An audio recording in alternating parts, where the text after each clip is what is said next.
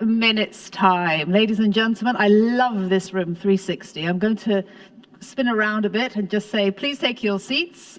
Welcome to 360. We will be starting in about 5 minutes time. All right. Welcome to you all. All right. This is our names are up there, which is great. So we won't get lost at any time. But this is going to be an active discussion, ladies and gentlemen of the audience, as we wait for the room to fill up. I look forward to your questions. So please get ready with your questions. I will leave time. I hope to have about 10 minutes at least for questions in the Q&A session. So do get ready. Please, we want the conversation here to be heard everywhere. Meet for Diplomacy is our hashtag. So please tweet away. I'm very much a Twitter addict, for those of you who know. So please keep tweeting our conversation. We have a fantastic panel here today. All right. I've just come from another panel, Women Empower Humanity. So I'm ready now for my second one. All right. The women are missing on the panel. Oh, no, yes, Women Empower Humanity. Women need to empower the green economy too, yes. I'm sure there are many all over the place, but just not here. All right. I'm going to start. Okay, I have my stopwatch. We are ready for an hour. All right. Here we go. Let's start, everybody. Your Excellency, distinguished guests, ladies and gentlemen, I love this room. I'm going to turn around and look at all of you. Welcome to the Antalya Diplomacy Forum. Welcome to Antalya. And as I always say in every panel, Antalya ya, hoş geldiniz. Welcome to you all. And welcome to day 2 of the Antalya Diplomacy Forum. I'm Maria Ramos. I am an anchor, news anchor at TRT World. I'm based in Istanbul. I've been here for nearly 5 years now in Turkey, and I'm delighted to be with you here today to chair this debate, to moderate this debate. The topic of our panel is a green economy for inclusive and sustainable growth. This is a subject very close to my heart. I worked for a long time to establish the new Formula One, the electric one, Formula E, very closely with the CEO of Formula E. So it's a subject close to my heart. Now, given the current geopolitical instability, the question really is that we're going to look at today, is this really the time now to tackle the climate emergency and a dependence on fossil fuels? That's going to be the crux of what we're going to look at today. Right, one by one, let me introduce our distinguished guests. First of all, from the United Arab Emirates, we have the Minister of Economy, His Excellency Abdullah bin Turk Al Mari. Welcome to you. Ahlan wa sahlan. And next we have, from Turkey, we have Ayhan Zeytinoğlu, who is the Vice President of TOB. Welcome to you. Thank you. Now, representing 35 countries, 35 members, is Ponçay Davivatana. I hope I've said it beautifully. Secretary General for the Asia Cooperation Dialogue. Welcome to you. Thank you. Thank you very much. Thank you. Luc Frieden, President of the Euro Chambers. Welcome to you. Thank you so much for coming. And we have Gurcan Karakaş, the CEO of TOG. Welcome to you. And TOG is the first electric car, ladies and gentlemen, in Turkey. Turkey, fantastic. Great to have you all. What a diverse panel we have here today. Now, I want to start by by asking you, and this question to you, first of all, Your Excellency. A lot of countries talk about and have been talking about the green economy, the green transition, but right now is what's happening in Ukraine, the wake-up call that is really going to get everything just, to push forward and make things happen and to really implement those green goals. Because from what it feels like, you just cannot wait. First of all, good morning, everyone. Thank you for having me here on stage. I'm really delighted to be here in Antalya. It's my first visit. And I think it's important to really speak about as well my experience, a little bit of my story as well. I came into the ministry, the cabinet, back in July 2020, the midst of COVID-19. And it's one of the toughest jobs to take as a Minister of Economy in a pandemic.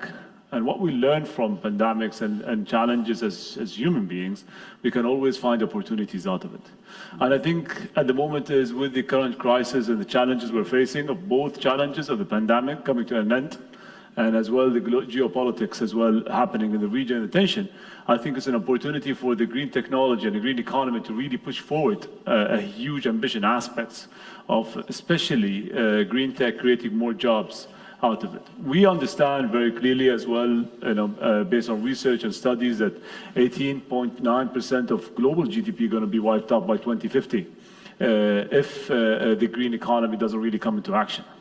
And I think that's a huge part of GDP. Can you say that number again? 18.9% of the GDP by 2050 will actually will be wiped out due to climate change issues, due to challenges that we're facing into that aspect. And I think it's important that we understand that. The UAE took a step back and really understood this by hosting the COP28 next year, taking the platform to the next level to really speak. Very exciting. Very exciting time, and to really speak about the initiatives, bringing platforms, bringing dialogue, and the aspects of climate change issues, and how can we really move towards more sustainable, more green tech, more green economy aspect to it. Fantastic. And just to repeat that, so the UAE will be hosting the COP28 next year. Egypt is this year. Yes. So that is 2 COPs in the MENA region. That's fantastic. It really is. And just very quickly on the fact that you are the Minister of Economy, but also with a green portfolio. So how do these 2 things marry together? That's a very interesting aspect, because it goes back about 10 years ago with His Highness Sheikh Mohammed bin Rashid launched the Green Growth Strategy in 2012. In the UAE, we really understood that. And back then, I used to work on that team who really supported, implemented, created the Green Growth Plan in the UAE back in 2012. So I have a green heart as well, not just humor. So I have a little bit of a green heart going 10 years ago when I started working on the green growth strategies into it. I like this, a green heart. Yeah. A green economy. So this is perfect. You're the Minister of Economy with a green heart in the UAE. Fantastic. Thank you so much. Great. Thank you for setting the scene there and your opening remarks. That question to you, I want to ask you that to Ayhan. Is this the moment, what we're seeing, the conflict in Ukraine, could this really fast track a push to renewables and stopping that dependency on fossil fuels? Well, I think this is something unexpected, just like pandemic. The world is going through very difficult times, and last year the European Union has started with Green Deal and digitalization process, which in Turkey we also have followed, and we have set the goals of naturally carbon emission neutral country by 2053. So Turkey is in process of working with European Union together to minimize the carbon emissions. The dependency of Europe and also Turkey to carbon fuels is critical. The process will, I hope, will speed up all the countries to switch to green economies. In Europe, they have started already in 2005, switching to renewable energy sources such as solar and wind power, and Turkey is following. But we do have a lot of dependency in Russian and Iranian natural gas and petroleum. So we have to do more.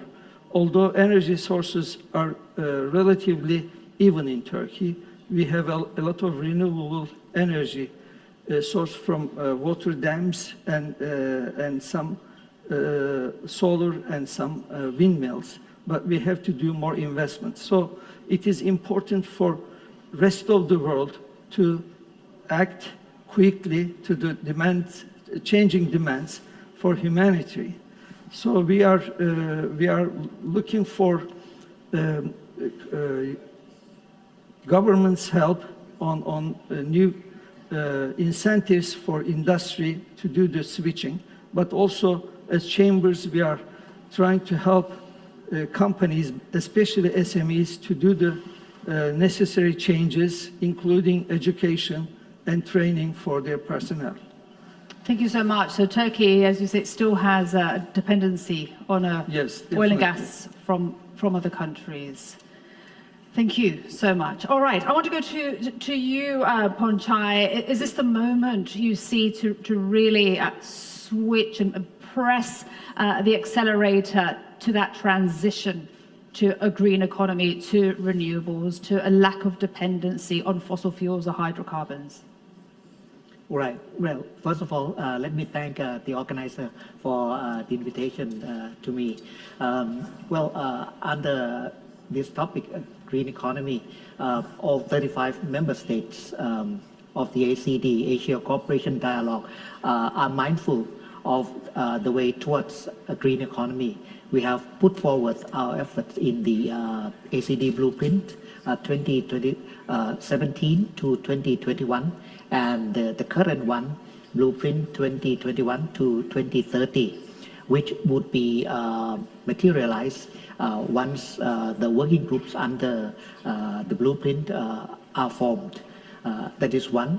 Secondly, on the efforts to move towards a green economy, we would like member states to voluntarily engage in activities, because we believe in informal dialogue, and also anything activities which could be satisfied and also acceptable to their national policy at the same time. I think the key issue that we have to address today is about inclusiveness and also sustainability. For us, the 35 countries, we are mindful that we do have two problems that we may have to overcome. First is about development gap, which has to be narrowed. Secondly, it's about digital divide, because even though we have put it in the three pillars of cooperation, namely science, technology, and innovation, that is one. Secondly, food, water, and energy interrelation, that is two. And then sustainable development. Still, we need to make sure that all in the blueprint can be put into action. Thank you so much. And that's a big task, a big job that you have, 35 members to really bring on board. Yes. That's a big job. Exactly. That is why I said we, first of all, have to be... That's more than the EU. I'm coming to you. Yes, it's more than half of the Asian countries. Wonderful, wonderful. All right, now, thank you so much. Let's talk about what's happening in Europe. You have, right now, very big decisions being made regarding energy. Could the attack on Ukraine really derail at all the Green Deal, everything that has been planned there in Europe? No, on the contrary. By the way, Eurochambers, which is a federation of all chambers of commerce, represents 43 countries. 43, even more. Okay, So the there you EU go. members, but also the neighbors of the EU, including Turkey. So Okay. TOB is a member of Eurochambers. Okay, so 43 But members. Coming back to your question, Yes. I think that, on the contrary, I think the unacceptable and senseless war that is taking place in Ukraine reinforces a vision that we had already before in Europe, that is to become less dependent on one single country and to diversify our supply chains. That is true for energy, but that is true also for other products that we need in Europe. And we saw that... Look, if I may just interrupt, why has it taken so long for now to decide this? Why not earlier? You know, before having the function I have now, I was Minister of Finance of Luxembourg. And the same questions was raised when we had the financial crisis. I think people sometimes realize things if there is a crisis. And that makes them, political leaders, to take decisions that were in their minds but were difficult to implement because it's easier to communicate them to the population. Now everybody sees that if we only buy our gas and oil from one country, we didn't do so, but nevertheless 40% of the gas in the European Union comes from Russia, then you realize this is not a solution for the medium and long term. But I think for the green economy, we did not need this crisis. I think we realized a long time ago that because of the climate change, which is a global challenge, we need to move to renewable energy, to reduce the carbon, to decarbonize our industries. So this goal has been set for a long time. And I must say the European businesses, which I represent, they share that goal. The problem is only, or the challenge is, it's not enough to have a green heart, it's also good to have a green mind, and you need to implement that. And for the European businesses, I think this transition is what is the most difficult now. For that you need research and development, which needs to be supported by the states, because this requires a lot of innovation and technology.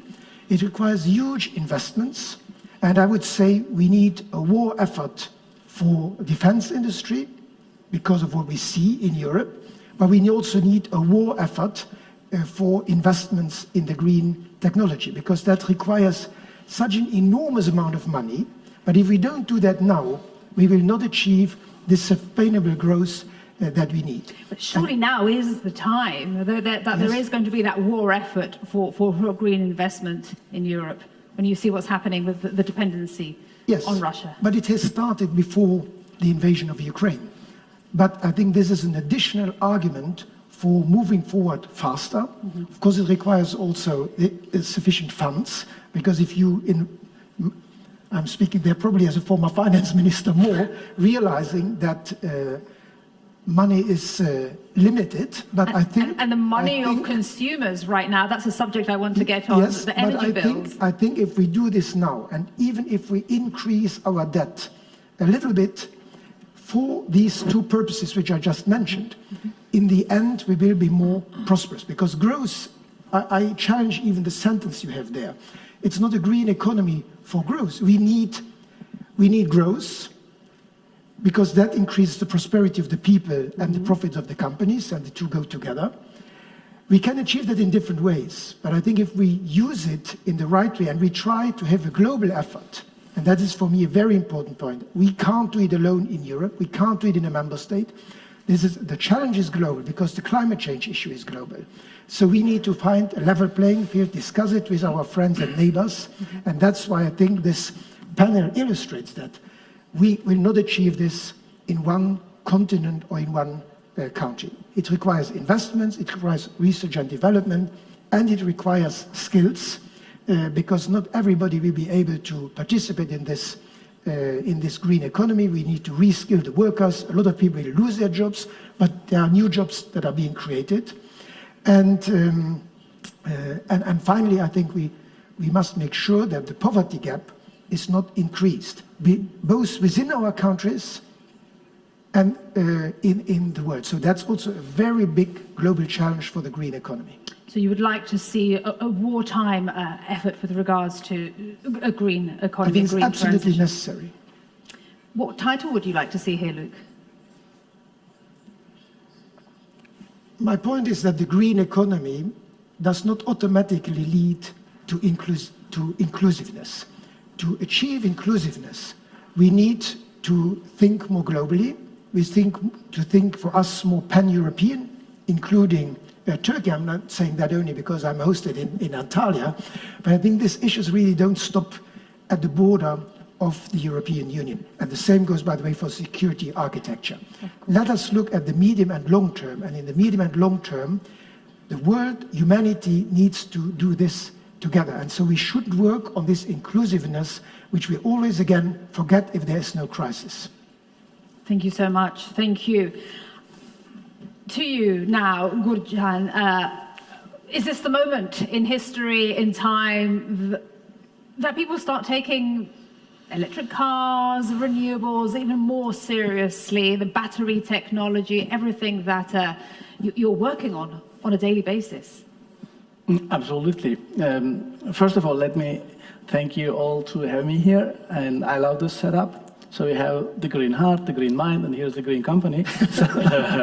Green cars, yeah. Coming back to your question, yes, it's the right time because the sense of urgency is there, especially after the pandemic. We have seen how valuable it is to have a green environment and this sustainably. On the other side, we have seen, and we are learning right now again, once more, how important it is to have the reduction on the fossil fuels on one side and improving the renewables. And I think the technology, the green tech, enables us also to have the electric vehicles, the connected vehicles, and the smart devices much more affordable, and they have been right now more affordable than ever. So, and therefore, we believe also as talk, we are at the right time, also at the right place, and starting a new venture. And this venture is not only focusing on designing, developing, and manufacturing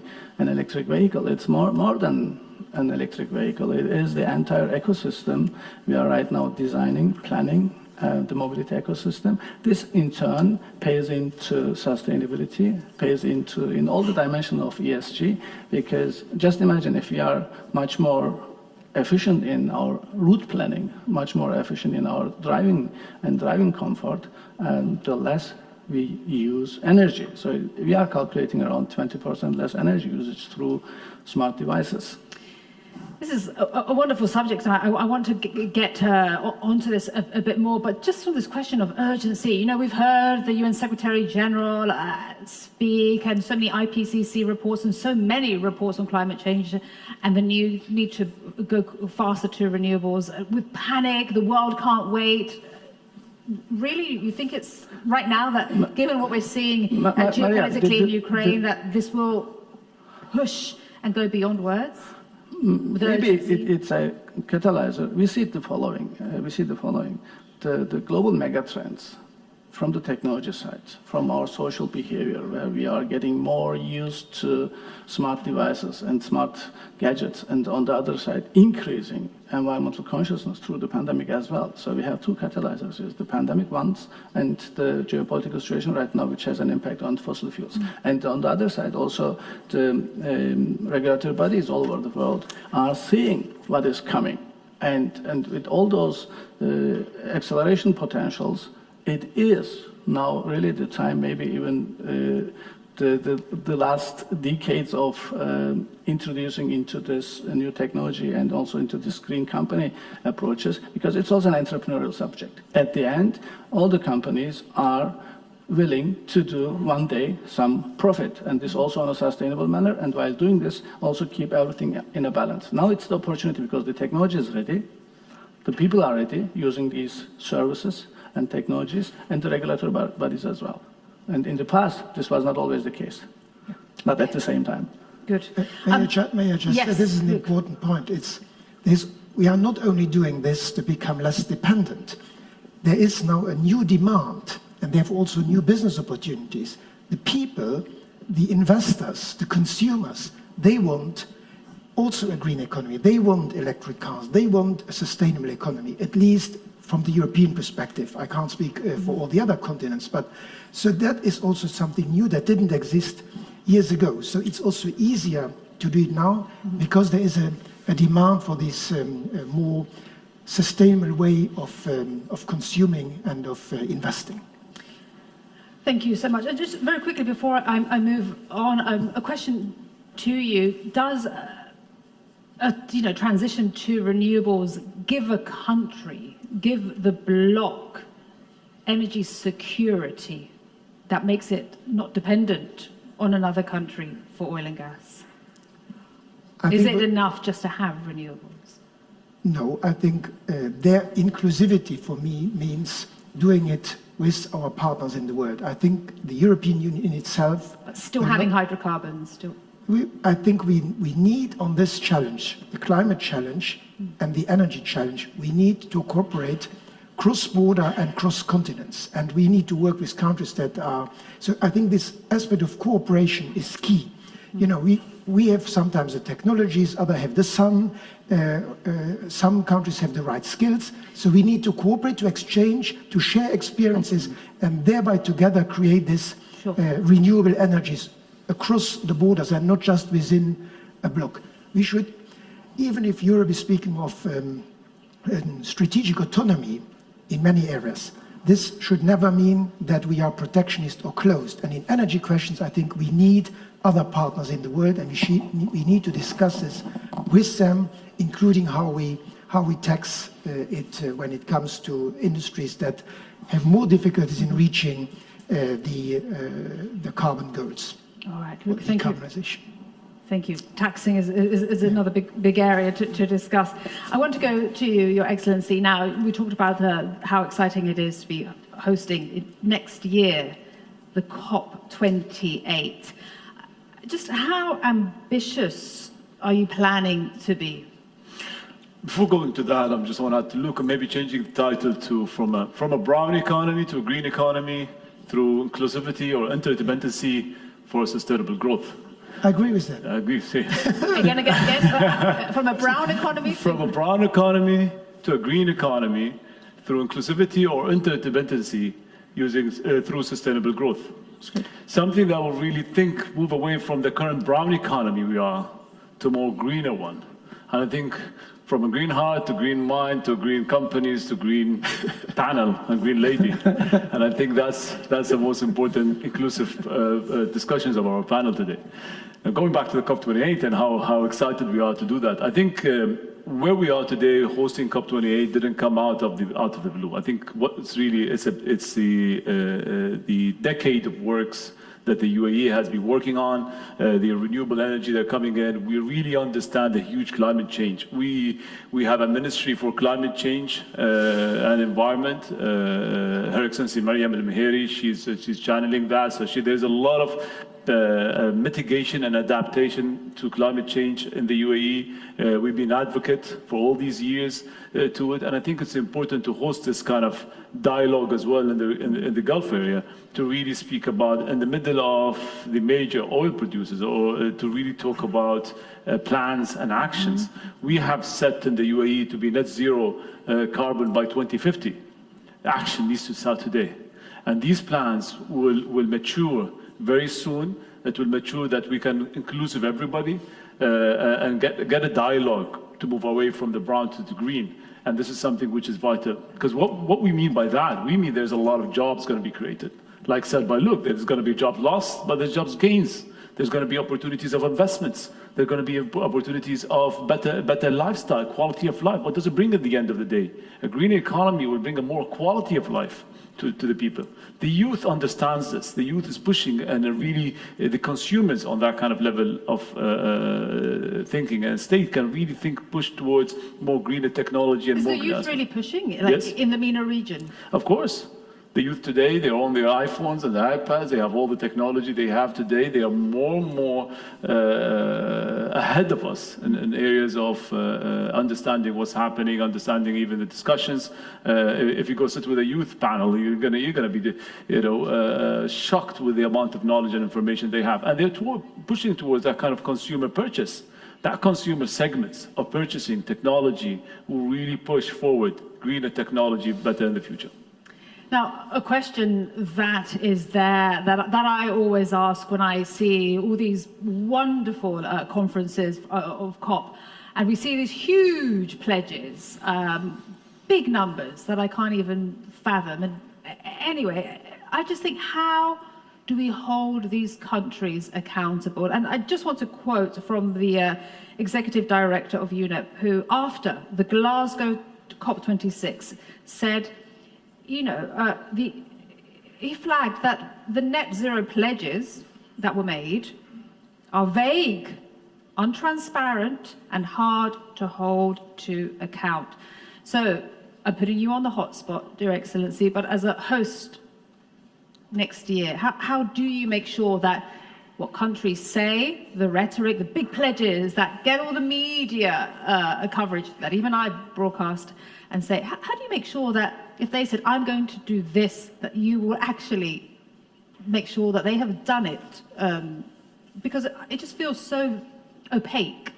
Well, in the UAE, we have a history of saying things and making it done. So that's something which is important. We started the aspect of our strategies. We have a strategy that started. We have a strategy for 2071, when the UAE is going to be 100 years old. That kind of vision and visionary leaders we have can really put things down. Now, with that said, we have strategies and plans that goes to 1 year, 2 years, and 3 years time. And putting these are very important to really look at how do you adapt with a very VUCA world, and understand what's happening and challenges that's happening, and really understand at that time how do you be more agile, more adaptive.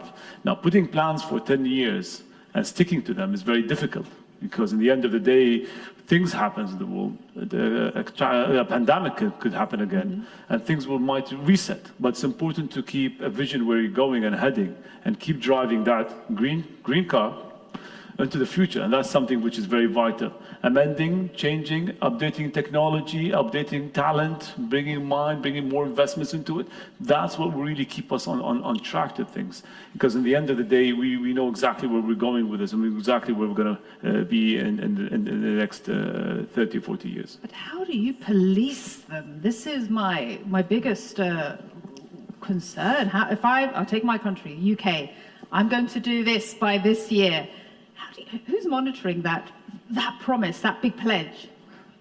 Environment police. That's something which is very vital. That's something which we need to have a dialogue on as well. I think it's important to look at how do we keep an eye on things what's happening. How do we make sure that there is offsetting of carbonization?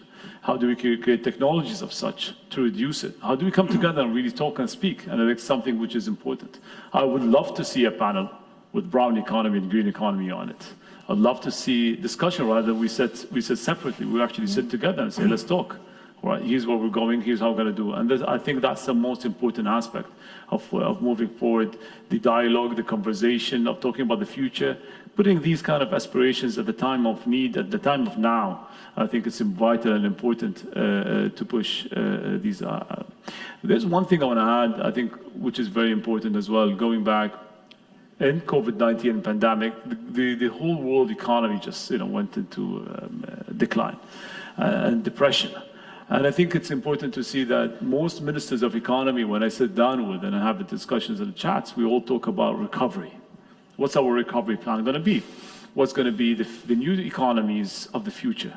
How are you going to see UAE, UK economy in the future? And we all sat and said, we're going to move more towards environment, more towards greener technology economy, more towards the fourth industrial revolutions. And we've sat down and really agreed on these kind of details of agendas that we want to move. And we understand that traditional economy, such as aviation, such as tourism, for instance, can really hit in pandemics. What happens if we have pandemic every 2 to 3 years or 4 years? God forbid, but these things that we need to be more agile, we need to be more prepared for the future, and future readiness is something which is important. Absolutely, thank you so much. I want to go to you, Ayhan. Everyone agrees, of course, the green economy is a must, but what is the cost for the consumer, and will that be clear? Let me begin with the crisis we are facing with climate change. It takes 750,000 years to have 1 degree change in world climate. This is an expert's number, okay? We have done 1.5 degrees increase in world's climate in 150 years only. Instead of 750,000 years, we have done it in 150 years. So it is a big change that we are facing, and it is causing every country, all nations, very severe climate problems. And probably it will be increasing in our future. The estimate for all of the world to make climate change stay at this level until 2050, the estimate is $275 trillion. This is going to come out of all of our pockets, through our governments, but from all our pockets. So there are need to be investing in research and development for new technologies, including electrical cars, hydrogen cars, biofuels, and other sorts of sources that we perhaps don't know right now. So new inventions. But it is important that what you just said, who is going to judge what has happened, is, I think, is the people, us, will decide on elections whether our governments have followed their promises. So it is very important that people of the world understands the climate change and do the right things. Yeah. I think we should start. But sorry to jump in, we're seeing it. I know. It used to be something so, well, speaking from this point of the world, so far away. But we've had, fires in Turkey. There are floods in Europe.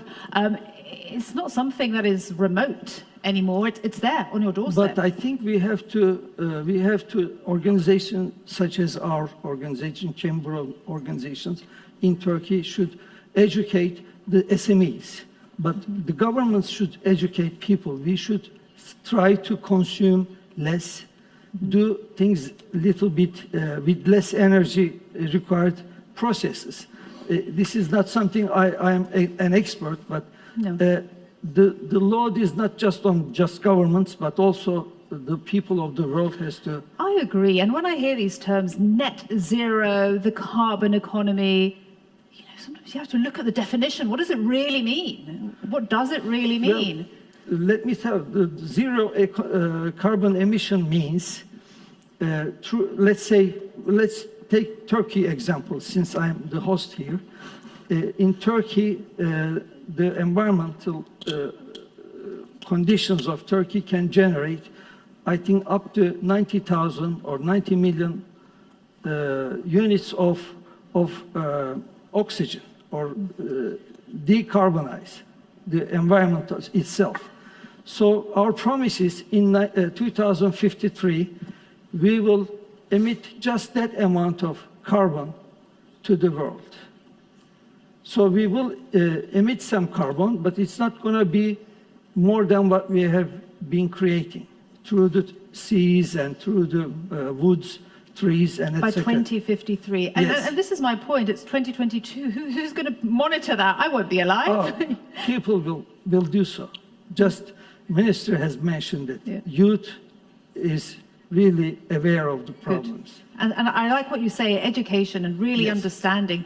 I think really understanding also what is being promised, really those Exactly. terms and education. Very important point you Yes. raise there. I want to go to you next, Ponchai.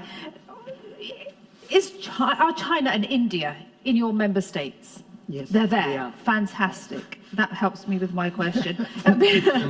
Because how do you convince these big hitters, there are four, aren't they? China, India, Russia, US, to really pull their weight, and especially China and India. You have a tough job.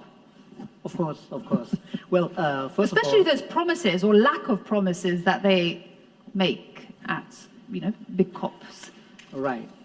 Well, I think, first of all, I mentioned about the blueprint, but in terms of implementation, there are two approaches. I call it two-pronged approach.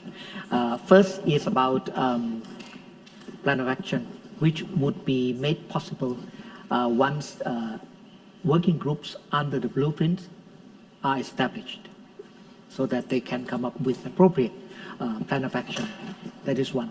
Secondly, we allow member countries, all 35, to do their own job, make it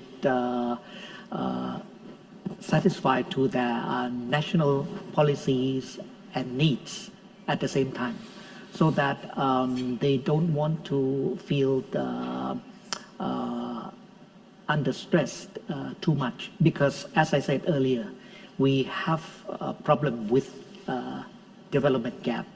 All 35 countries, some are, of course, members of the OECD, but some are still developing or even underdeveloped. We have to be mindful of that. The development gap is one that we have to overcome. Secondly, I agree with all that we have to change the mindset of people, and also to educate them, and also to come up with incentives. Taxation is one, but there could be some other incentive that would be user-friendly in order to make it possible, like electric car or something else, so that we can turn into renewable energy. But at the same time, some in the oil-producing countries are still having been stuck with the brown economy. So we need to make it suitable to all. That is quite a burden for us. But I can assure you once again that when we come up with the blueprint, all 35, including India, China, and others, Russia as well, agree to it. Agree to it. By Putin, consensus. Modi, and Yes. Xi Jinping are going to agree to this blueprint. Yes, yes. And next year, we are going to have a summit held in Qatar.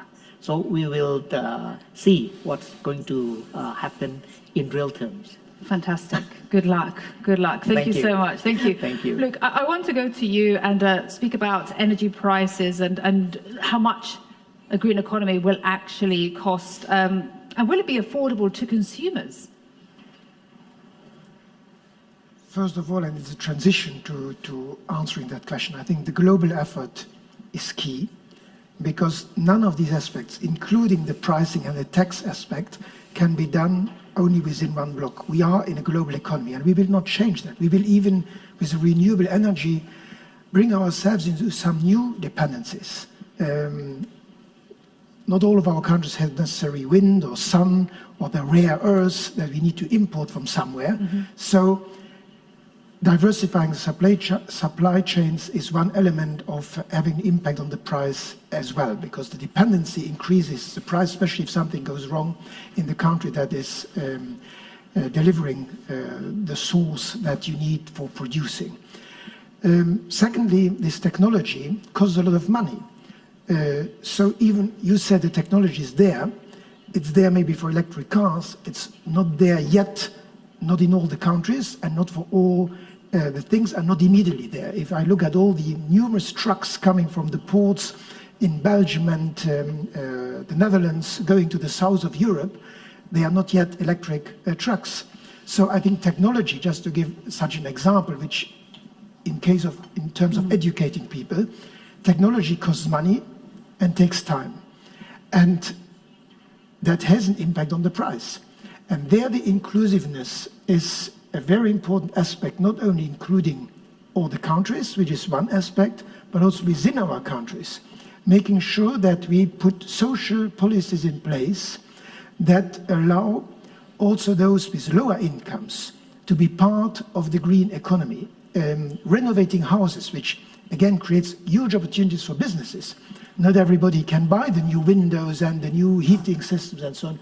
So we must make sure that it will not be a green economy for the wealthy who drive their electric cars and buy maybe a second or third car to be an electric car, but so that it's a technology that is supported by the state also when it's developed, so that afterwards the products, the green products and the renewable energy is affordable for all. So I think social policy plays an important role there next to international cooperation. Thank you. And an electric car still feels like something of a luxury project, of a luxury product. A Tesla, for example, the starting price is roughly 40,000. Just how $40,000. How and when will an electric car be the car that somebody buys when they first get their driving license, when it's affordable for everyday people? Are we there yet? Will we be there soon? Honestly, already now, look at China, the biggest market of electric vehicles. Look at their prices. How much is a basic electric car in dollars? Maybe half of what is in Europe. Maybe half of what is in Europe. Okay. I mean, there are, of course, discussions on comparison of specifications and whatsoever.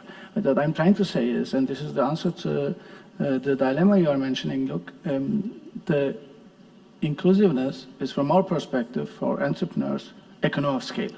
So somebody needs to break this chicken and egg story. So economy of scale means the number of vehicles being purely electrically driven increases, the charging infrastructures are widely covered, and on the other side, if you don't have the charging infrastructure, you cannot sell the electric vehicles. If you don't have the economy of scale, the electric vehicles are. So what do we need besides all those motivation and incentives and support? We also need a green financing. So that's the way how the investors on one side and also the companies on the other side have to take responsibility to help, maybe for the next 7, 8, 10 years maximum, to bring this economy of scale. So Europe doesn't have the economy of scale. China has. That's why they are cheaper. I mean, or comparably cheaper. Therefore, this is for me only a matter of time. So that's one thing. The second thing is how we approach to the design, product development of these smart devices. So if we try to derive something from already available platforms, this is what mostly the Europeans are doing. That costs a lot of money because the platform is already expensive. We are trying to strip down to a lower levels, which is not possible. So what we did was, we did a benchmark with 18 companies. We went to the biggest market of the world, and based on this benchmark, based on the specifications of Europe, we built up our cost basis.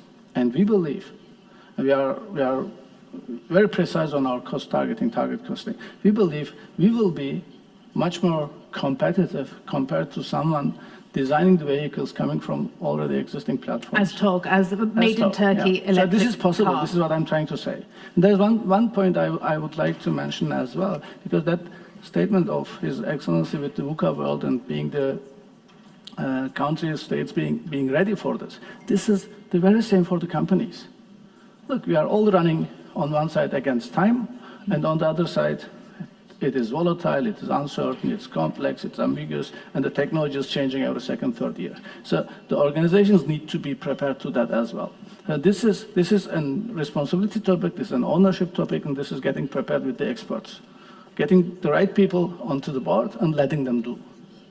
Because the regulatory bodies right now are, I'm talking about technology, not on the level to make the prioritization and to decide. Incentivizing, giving the support, enabling the motivational environment, and letting them do. This is, for me, the way how the inclusiveness and the economy of scale may improve, including the green financing. Can I add one thing to what Gurkar is saying? I think it's important to really come, a regulatory aspect is, for instance, is every green tech company or green car company have their own charging stations, standards of their own charging aspect. So what government needs to do to get this forward is we need to bring all the electrical vehicles companies together and say, listen, how do you put a standard for charging stations? Because every building today would need a part of a setup to really set up for charging vehicles. It's going to be the part of the future. And we're going to incentivize you through means and through ways, through the incentive mechanisms. But this is exactly the dialogue when you say, how do you hold people accountable for the COP28, for COP29, 30, 31, is by coming down and really sitting with companies. And we started this in the UAE. I chair the UAE Circular Economy Policy Unit. And we started, first of all, with all the private sector. We brought them in. We say we created a transportation roundtable. We created a food and beverage roundtable, manufacturing, and we sat down and said, what do you need from government? How do we need to put regulators on the bar with you to understand? At the end of the circularity, we came in. Who was presenting? Both the private sector and the government. We said we're going to do this, and the private sector, yes, that's exactly what we want. So we're moving on a circular economy policy that's really going to push forward this kind of transition, because we need to understand what technology has reached, what type of regulation is needed, and how can we incentivize it. And that's an important dialogue we need to have. Wonderful, bringing them together, private sector and government. All right, ladies and gentlemen, I am going to open up the floor now to you. Any questions? I see a hand right over there. Could we get a microphone to this lady here? Please, could you give your name and your affiliation, please? And I will There's also one look right behind. behind you. Another one here. Okay. I am not going to give my back to anybody. I'll be. All right, let's go here first. Hello, is it on? Yes. Yes, okay. I'm Defne Seymen from Özyeğin University. Hello, Daphne. And I would like to thank you all for your speeches, but my question is specifically for Gürcan Karakaş. I totally understand the necessity of a green company for a green economy, but I have a doubt on the fact that can TOG really operate within the aspect of sustainability within Turkey, regarding the fact that it will also bring dependency on Chinese technology on electric batteries. And can we talk about dependency and sustainability in the same frame? Thank you. Great question, Maria, definitely. I can fill up the next 30 minutes with this. Next panel or next hour? It's a big subject. Definitely, right Brief, question. please. First of all, right question. Sorry for turning my back. The green tech side, green company side, look, we are right now building the most sustainable plant, the most green tech plant in Europe for a zero-emission vehicle in Gemlik. Yeah, is on the way. So mid of the year, the equipments will be ready and we'll be doing the manufacturing tryout. So why that? Look, we are having a zero-emission vehicle, and in that sense, the only polluting part of a plant is the paint shop. We are building up an equipment right now, which is 1/9 of Turkey's official limit and 1/7 of Europe's limit. We are not doing this because we are having a lot of money to spend away.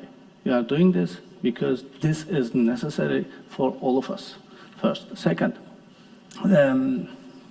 it depends how you see the technology. Of course, if it is not in our environment, in our local area or in our country, we need to start with someone having this technology. So we have been looking around. We have been talking to 30 battery companies. So we identified the one having the highest energy density, industrialized, not on a laboratory condition, industrialized in a serial production. So we motivated them, we convinced them to start a joint venture. It's a 50-50 joint venture. We motivated them to have deep into all the chemistry, because battery is all about chemistry. It's not packing, it's not putting the modules together. Manufacturing the cell, out of the cells, the modules, out of the modules, the pack. And this 50-50 joint venture will be having all the IP rights, because we'll be investing also into R&D of the chemistry of the cell. So we will be having all the IP rights, and if you count the number of the countries having this technology from the cell side, I mean, it's less than 10. So we counted so far 6 countries. So this is important because you can use this, and that company will use that as well, not only for automobiles. We are going to have decentralized energy storage solutions, renewable energies, so that they are integrated into the smart grid. You need energy storage for sun, for wind. So, and that's also one of the contributions to the Thank you. Competitiveness. Thank Fine. you. All right, we're going to have to move on to another question. Thank you so much. This lady here. Could we get a mic? Can you raise your hand? We're coming here. Gentleman over there. Turn back. No, anybody. Ignoring the... Hello. Ses geliyor mu? Sorumu Türkçe yönelteceğim bu arada. Tamam, bir saniye. I'd like to ask in Turkish. Okay. Buyurun. Merhabalar, hepinize iyi akşamlar diliyorum. Hi, good evening to Öncelikle all. kendimi takdim edeyim. Ben Ayşe Let me Dicle introduce Ortanca, myself. Ayşe Kapadokya Dicle Üniversitesi Ortanca Siyaset from Bilimi ve Cappadocia Uluslararası İlişkiler University, lisans Political öğrencisiyim. Science and Öncelikle International bu Relations denli önemli undergraduate konuya student. dikkat çektiğiniz için, I would like hassasiyetiniz to için ve kıymetli thank you aktarımlarınızdan for dolayı your müteşekkirim. very Soruma dönecek olursam, karbon important salınımı remarks yeşil about this mutabakat topic. üzerine ülkelerin nasıl bir Carbon uzlaşmaya varması emission gerektiğini sormak requires istiyorum. countries to Sorumun have kapsam a alanını daraltmam consensus regarding gerekirse, the Green Deal. How Bay can that Fried'ın be achieved? Avrupa odaklı Mr. düşünmemiz Fried gerektiğini said that belirtmişti. we Bunu should istinaden think with a Avrupa focus on Birliği Europe. Yeşil Mutabakat Eylem So, Planı çerçevesinde considering Türkiye ile the hangi Green stratejileri Deal action gerçekleştirmeyi plan, what kind of hedefliyorsunuz? Bunu istinaden strategies sorumu do you cevaplanmak isterim. want to Teşekkür ederim. implement with Turkey moving forward? Thank you very much. Teşekkürler, thank you. So, consensus for a Green Deal, what kind of strategy? I think we should not only focus on Europe. In order to move forward, we need to include the other partners because we are in a global economy. And I think EU-Turkey is just one example, but an important one, where there must be a cooperation on renewable energy. Again, because Turkey has a lot of technology, we have technology, so bringing all this together, and Turkey, by the way, has done quite a lot in renewable energy. The percentage of renewable energy in Turkey is higher than in most EU countries. So it's also about sharing experiences, sharing technology, bringing companies from different countries together. I think that will allow us to achieve our goals much faster. I think we have moved from defining the objectives, which was the main goal of many of the first COP conferences, to how to implement those.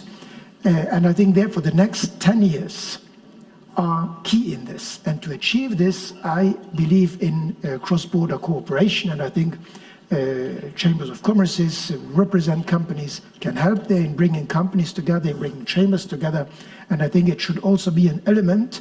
The energy dialogue is one of the routes, I think, where the European Union and Turkey should work closer together. It will help maybe also with some broader issues to bring us together, but this is clearly something where the borders of the European Union do not stop where they are right now. Thank you so much. This gentleman over here and this other gentleman here. All right, can we get a mic, please?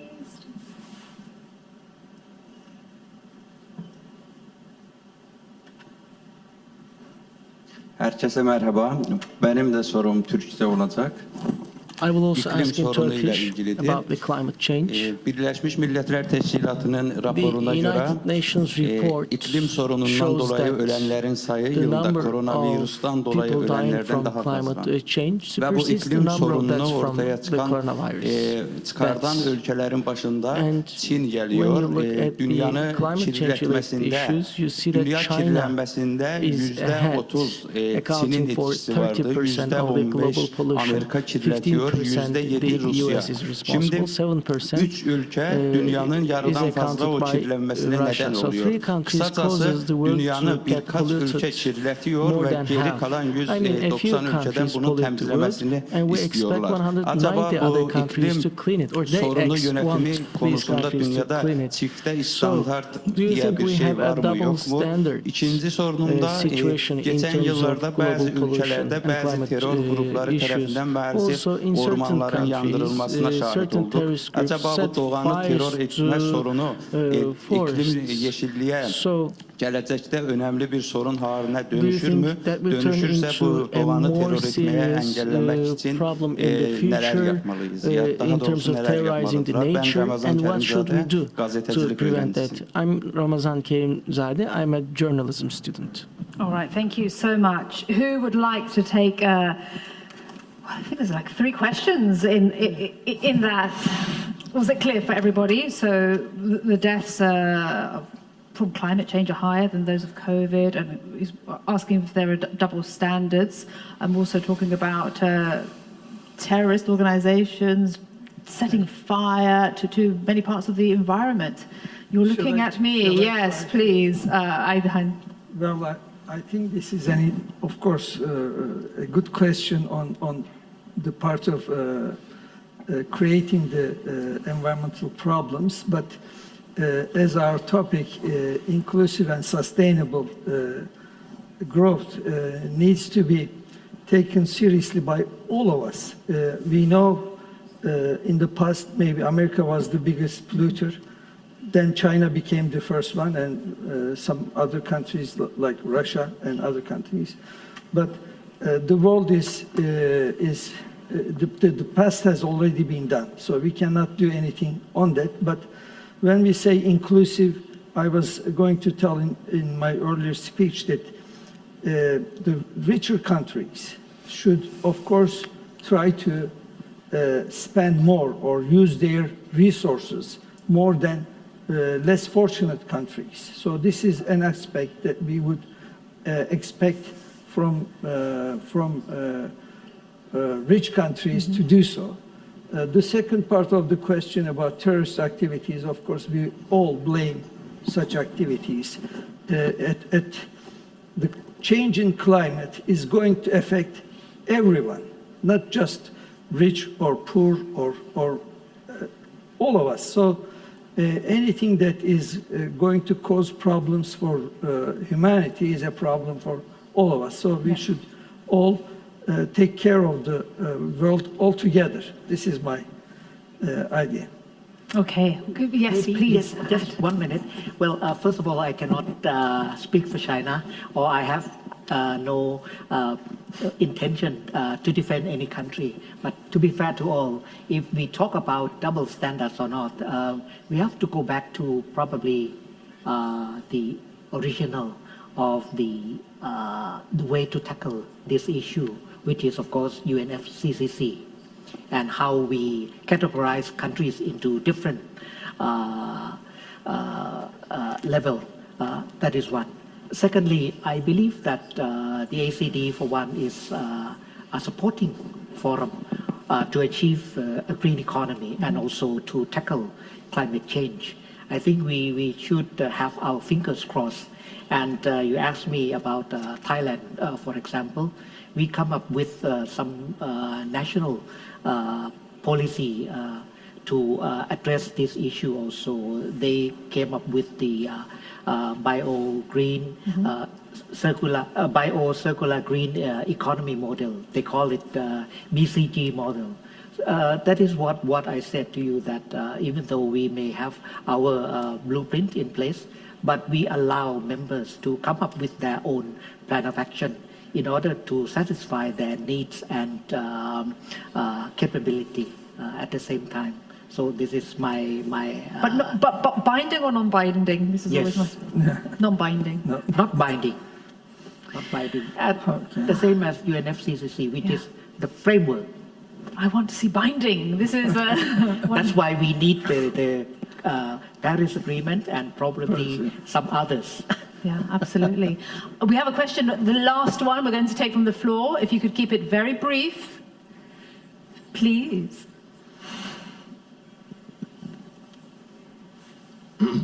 Hi all.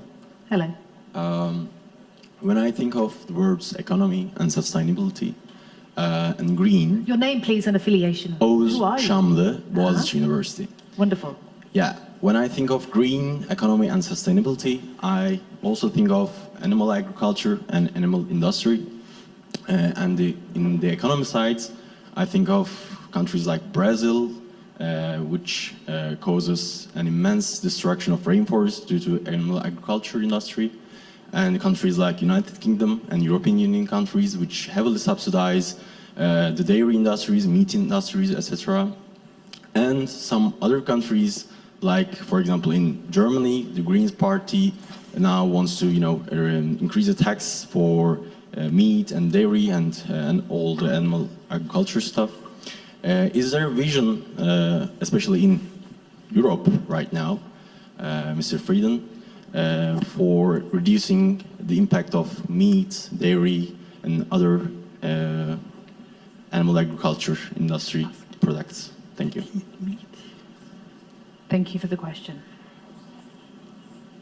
I think the agricultural policy of Europe, which is a very important one, which was the first and only truly European policy when Europe was created, certainly is also in a process of transitioning to a more greener agriculture. It does not go as far as what you might wish or think or say in your question, but certainly the way farmers in Europe produce has changed considerably, and there are also supporting measures to achieve that.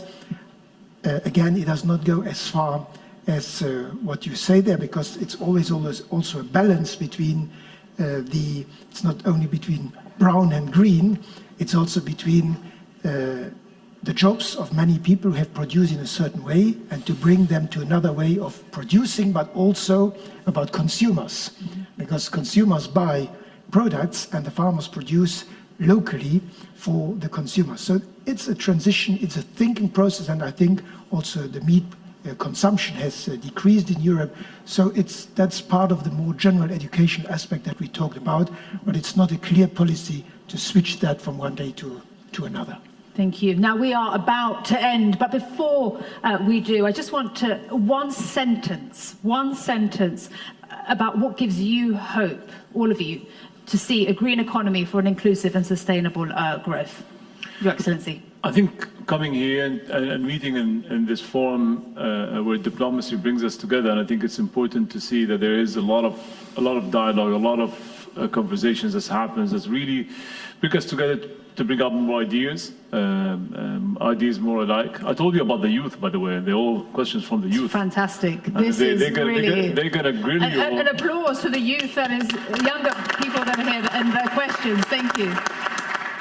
They're a tough crowd, and they will give you the hardest questions, and that's good, because they really understand, they really have a heart to the future. They really understand the green hearts, green minds, and I think that's the most important part. But that's the hope we have. Good. That's the hope we are pushing for.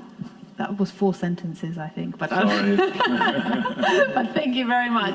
1 sentence, 2 sentences. If we did this panel 2 weeks ago, we would be talking much differently than today. Yeah. The war in Ukraine has changed everything. Our angles. I think globalization has ended, so we are going to face some more difficulties. I hope I am not correct. 2 sentences. Thank you very much indeed. Indeed, we hope and pray that you're not correct.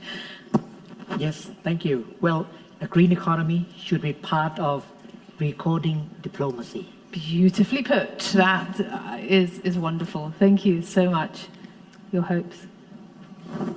Despite what happened and what is happening in Ukraine, international cooperation is key for better lives, and therefore this is part of achieving better lives for us all. Indeed. Thank you so much. Gulcan, last word from you to close our conference. What I believe is the green world or the green economy starts with green individuals, and they do make up the green companies, and they do make up the green countries. To go back to the green hearts. Absolutely. Minds, hearts. Green hearts and green individuals. I think that should be. Comes with individual. That's beautiful. That should be the motto for a future COP. I love it so much. Thank you so much to all of you, to our distinguished guests. If you could help, join me in thanking them one by one. His Excellency Abdullah bin Turk Al Mahdi, Minister of Economy of the UAE. Thank you so much. Zeytinoglu, Vice President of TOB, thank you so much. Teşekkür ederim.